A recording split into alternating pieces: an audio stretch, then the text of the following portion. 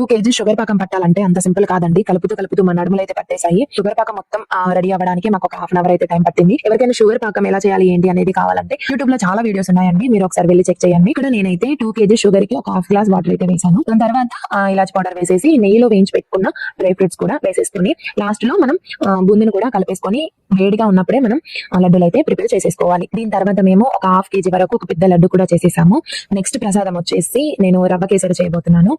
First Vinayaka Chavithi రోజు నేను పులిహార చేశాను. దాని నెక్స్ట్ డే మోదకాలు చేశానండి. మోదకాలు ఒక 35 వరకు చేశాను. మోదకాల వీడియోని అయితే నేను తీయలేదు, ఎందుకంటే మోదకాలు చేయడం అయితే చాలా రిస్క్. ఆ రోజు అయితే చాలా అలసిపోయాం మేము. థర్డ్ డే వచ్చేసి సత్యనారాయణ పూజ ఉండే అండి, పూజలో కూర్చున్నాము. దానికోసం నేను ఒక 1.5 kg రవ్వ కేసరి అయితే చేయాల్సి వచ్చింది. రవ్వ కేసరిని సిరా అని కూడా అంటారు.